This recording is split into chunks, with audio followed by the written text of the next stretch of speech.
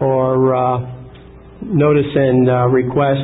I'm changing my view on that. It says notice and demand there, but I think it should be a notice and request. Because what are you doing? You're trying to get a contract with somebody. A demand means that by right somebody owes you something, by your right, and you have a right to demand it. But that's not too polite. If you say notice and request, remember, titles do not affect the body. In the body, you still say what you want, and that's what counts. So you do that. Okay. Hit me with some questions. Oh, you want to hear about the... Sure.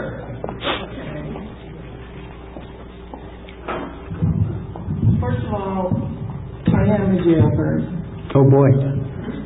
I like jailbirds. Okay. I've been arrested and thrown out public meetings over and over.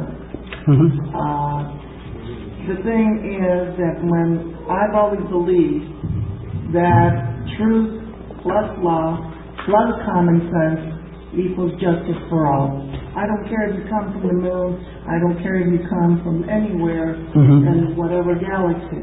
Well, what's your question? But the thing of it is, we have a pedophile judge in San Bernardino County.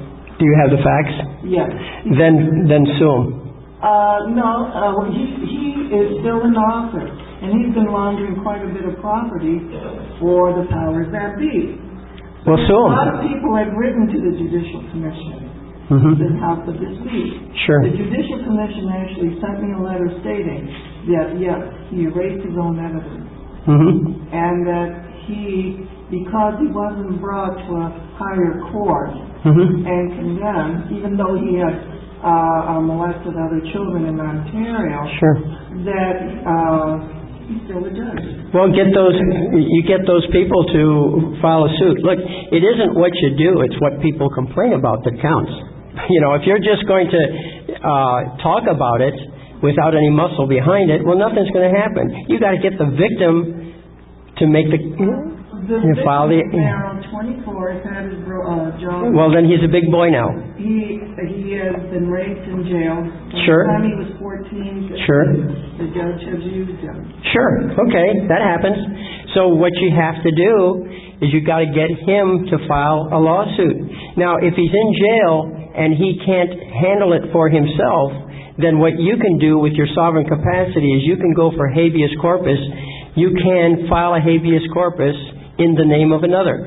That's in the procedure. What they've done is put a gag order on the family, and any time that he speaks of it, they put him back in jail. Sure. Yeah, but that gag order does not apply to lawsuits. The gag order applies to the family as well as to the victim. Then what they have to do is appeal that order. Or file an original lawsuit, which means they'd have to learn common law and so forth. Look, the law does not protect he who slumbers on his rights. And it doesn't count. It doesn't count. There's no buts. Many of the judges are family related. Yes. And they do have incestuous relationships in the court. Yes, but who's complaining? And I mean complaining, legally complaining. You can't just talk about it. You've got to actually put some muscle behind it. Or take it to a grand jury and have the grand jury make a presentment. They have their people in the grand jury. I'm sure they do. Yeah, if you've ever watched the procedures. Which, by the way, let me mention something about grand juries. You know, look, there's a difference between morality and law, okay? And obviously there's power there that's being abused. Obviously there's power being used to protect the judges themselves from their own criminal acts. So you have to go outside that system. Maybe it calls for a federal type thing, and sometimes they're in bed with each other too. So, you know, I'm not saying it's a perfect system. Sometimes you have to just say, well, I can't fix that problem, move on to one you can fix.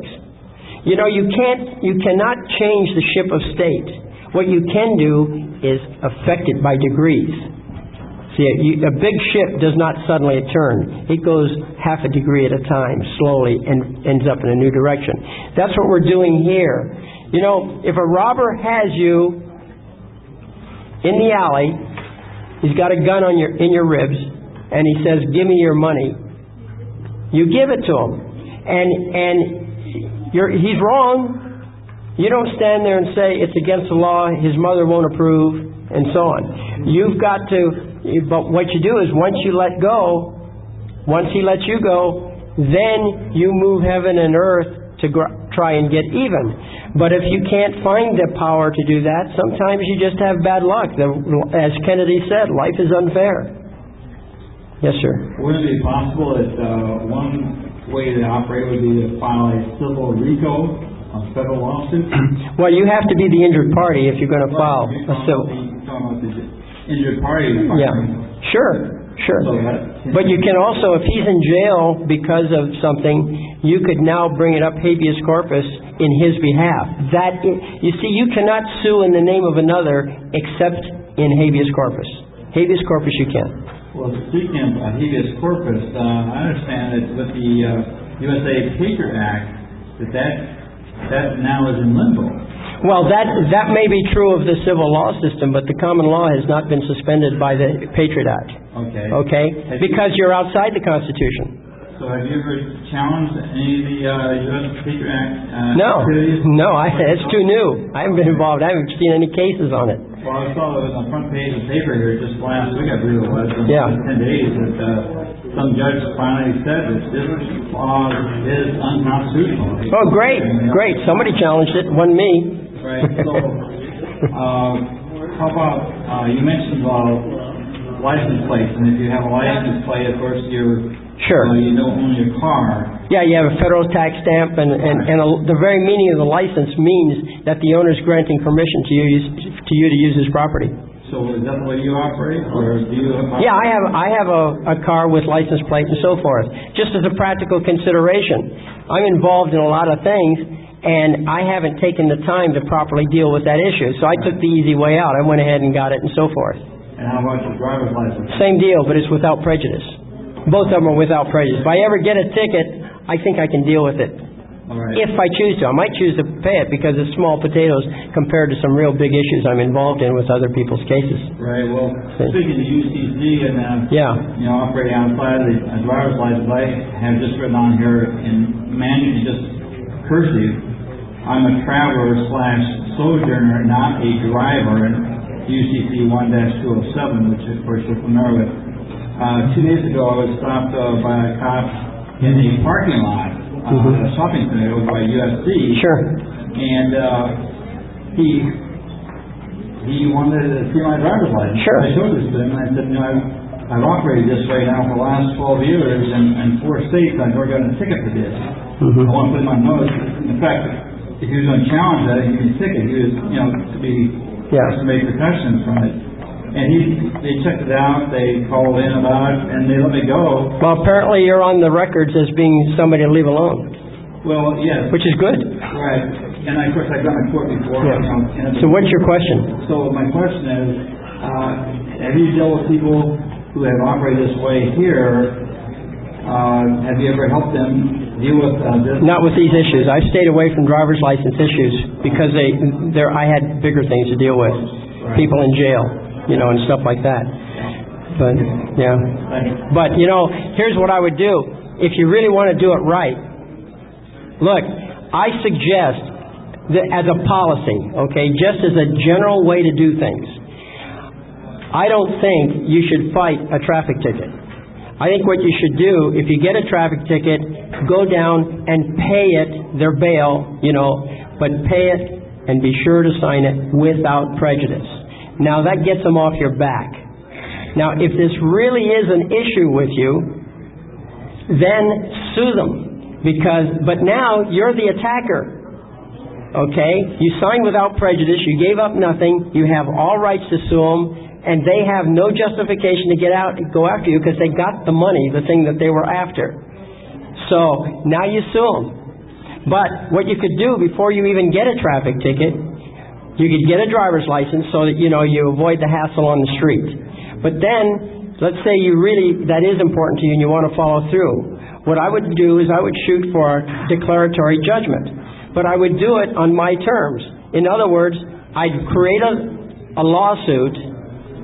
This lawsuit, in my sovereign capacity, I'm suing the state. Well, background first. I'd write the state and say to the state, what would you do to me if I didn't get a driver's license and you caught me on the street traveling? Okay? They will write back and say, we're going to do you some harm. We'll put you in jail or whatever. Now you have a justiciable issue. Now you go to court. There's a disagreement. You haven't done it yet, but there's a disagreement. You say, what would happen? They say they do this. Well, you object to that. So now you go to court and you get a declaratory judgment, and it's your court because you're the plaintiff, and you're the one who's sitting there. And then once you make that judgment, you now order the state of California to update their records, which say that you are not subject to their jurisdiction. And then when the cop stops you, looks up that driver's license number, and it says, and they tell him to leave you alone, he will. He'll respect their word. So that's the technique I suggest. It's much better to be the attacker than the defender. Great, thank you. And you don't give up that right. Yes, ma'am. What do you mean by the state? California. The DMV or the Secretary of State? Or No, California. The DMV, whoever you're dealing with. The cop, if you want. if you're asking for Come on over to the mic. You want to know, who do I mean by the state, right? Who do you mean by the state that Well, has rights to ask if he's required to have a driver's license? Well, I'd write Department of Motor Vehicles on that one then. Sure. Because that's the one who prosecutes you. Sure. The DMV. Yeah, well, sort of. Yeah, it's the district attorney, actually. But yeah, that's what I do, DMV. They're the ones that issue the law.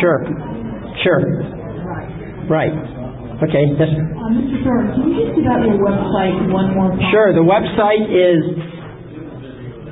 with or without the www, doesn't matter. But you put in 1215.org, and that gets you to the website.